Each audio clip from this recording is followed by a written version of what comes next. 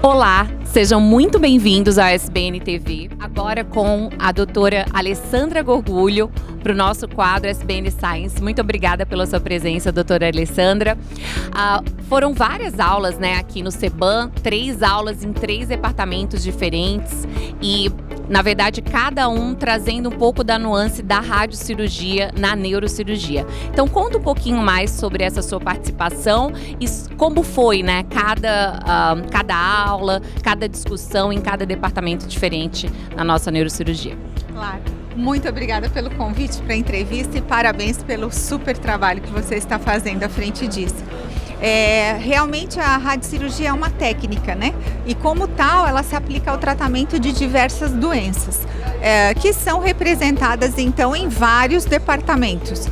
A primeira apresentação foi na discussão do tratamento dos tumores de hipófise no departamento de base de crânio, onde a gente conseguiu abordar como é que a radiocirurgia se encaixa complementando a técnica microcirúrgica em termos de timing, as aplicações e as reverberações das novas classificações da Organização Mundial de Saúde, do ponto de vista de anatomopatologia, de marcadores moleculares.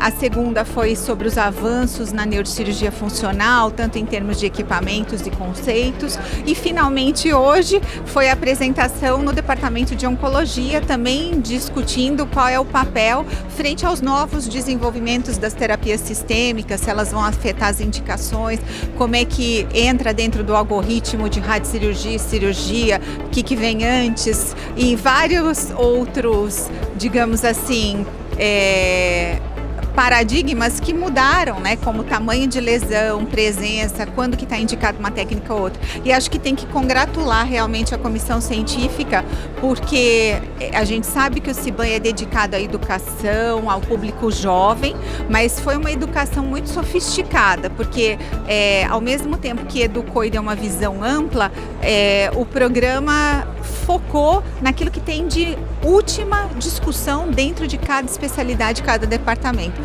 Então, acho que foi muito bem elaborado.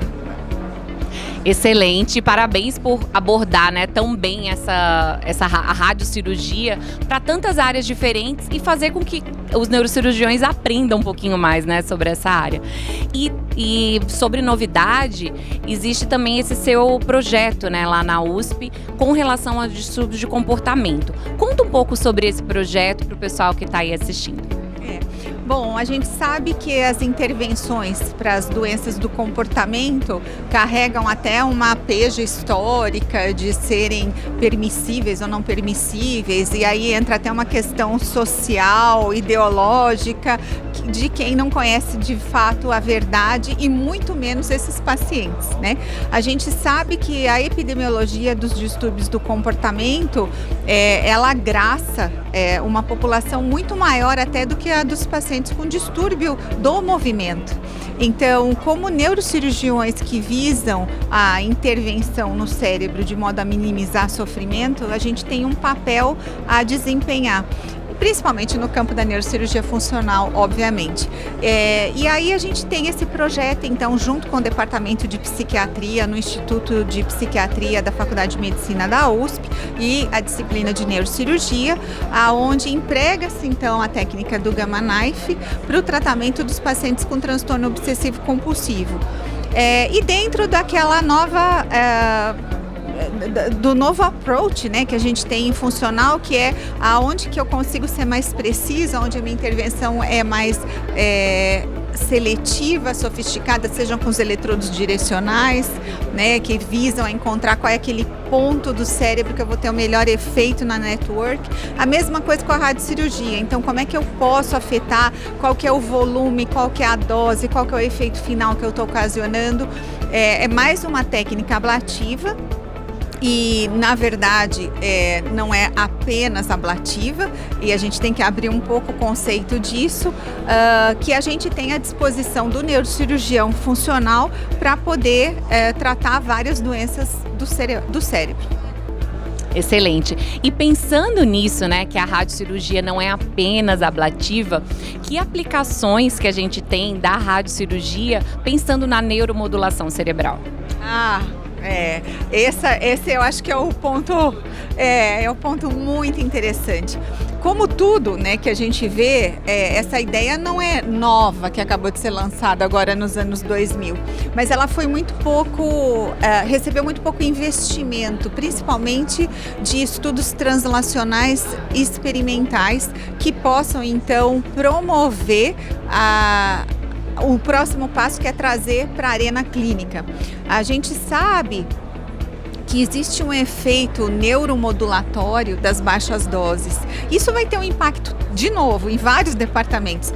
Eu acho que a gente sempre começa a pensar pelo funcional, porque a gente consegue ser mais seletivo. Eu acho que a própria subespecialidade nos proporciona explorar melhor esses novos conceitos, mas isso vai com certeza ser traduzido para oncologia, para a biologia molecular dos tumores de base de crânio e quem sabe até para as doenças vasculares num outro conceito, né? Por exemplo, existem estudos experimentais de radiocirurgia para aneurisma.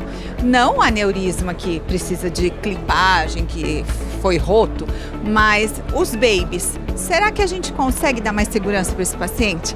Então, são esses novos approaches. Mas no caso da radioneuromodulação, a gente sabe que doses mais baixas de radiação, isso tem sido uma tendência no campo, a gente está aprendendo cada vez mais que com doses menores conseguimos manter o efeito terapêutico com muito menos risco de complicações. Ademais, nós conseguimos incitar respostas à distância, fora do alvo, e que tem que ter um outro mecanismo envolvido, que é o mecanismo da neuromodulação. A gente muda o microambiente cerebral, a ação da radiação nas células gliais é distinta das células neuronais. A depender da dose, eu consigo excitar ou inibir a atividade do neurônio. Então, todos esses conceitos levam a gente enxergar isso como uma oportunidade de incitar a atividade cerebral dentro da network afetada, de uma maneira não invasiva, que pode eventualmente vir a ter um custo mais interessante, e de uma maneira que a gente consiga afetar e mexer com várias condições. Então, eu acho que é muito interessante. Tem uma empresa nova que tem uma tecnologia chamada ZAP, que é uma plataforma de radiocirurgia giroscópica e que elimina a necessidade do bunker. E com isso você tira custos, né, obviamente, mas além disso te proporciona ter essa máquina de radiocirurgia em qualquer ambiente, você não precisa estar dentro do hospital. Na Holanda, por exemplo, eles têm isso num shopping center, então tem uma vitrine de bolsas e ao lado tem um centro tratando com radiocirurgia. Claro que é um impacto, né? Você chega com a neurocirurgia muito mais perto da população, como jamais se pensou que seria possível. E essa plataforma que foi conceptualizada por um neurocirurgião, então a radiocirurgia é uma técnica neurocirúrgica, eles estão com a mente voltada às aplicações em doenças funcionais e com o desenvolvimento de colimadores menores, de 2 milímetros. A gente que faz funcional amplo senso sabe, né? Nós usamos um eletrodo de 1,3 milímetros de diâmetro. E aí tem, obviamente, o volume de tecido ativado, que vai depender dos parâmetros elétricos. A gente precisa, para mover o campo da radiocirurgia nessa linha, de colimadores mais seletivos, menores, com uma distribuição de dose ainda mais sharp do que a gente já tem. E explorar na zona de penumbra qual é o volume, qual é a dose, para eu incitar essa mudança de transmissão neuronal, de microambiente, e como isso vai gerar neuroplasticidade na via envolvida da intervenção. Nossa, muito bom, muito interessante tudo que vem por aí, né, ainda nessa área da radiocirurgia.